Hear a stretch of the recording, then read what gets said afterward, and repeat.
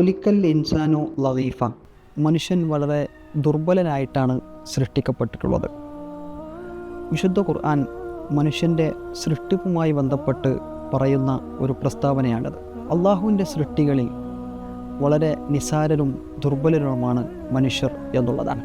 മനുഷ്യൻ നടക്കുന്നത്, അവൻ ഓടുന്നത്, ചാടുന്നത്, അവൻ സംസാരിക്കുന്നത്, ഇതൊന്നും മനുഷ്യൻ്റെ സാമർഥ്യം കൊണ്ടോ മനുഷ്യൻ്റെ കഴിവ് കൊണ്ടോ സംഭവിക്കുന്നതല്ല.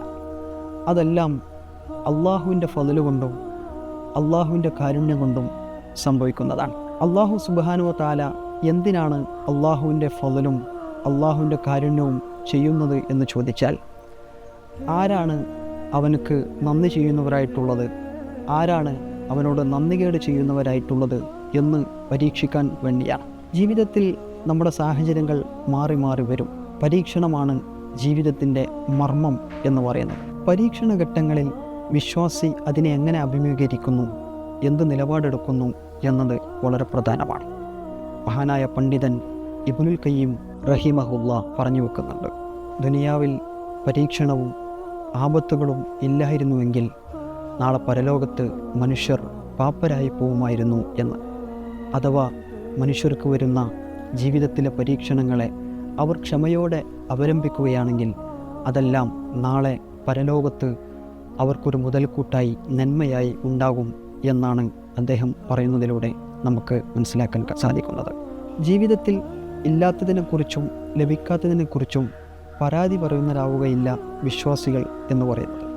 എനിക്ക് അള്ളാഹു നൽകിയിരുന്നെങ്കിൽ ഞാൻ ചെലവഴിക്കുമായിരുന്നു, എനിക്ക് ആരോഗ്യം നൽകിയിരുന്നെങ്കിൽ ഞാൻ പ്രവർത്തിക്കുമായിരുന്നു എന്ന കണ്ടീഷൻ വെച്ചുകൊണ്ടല്ല വിശ്വാസി സൽക്കർമ്മങ്ങൾ ചെയ്യുക എന്ന് പറയുന്നത്.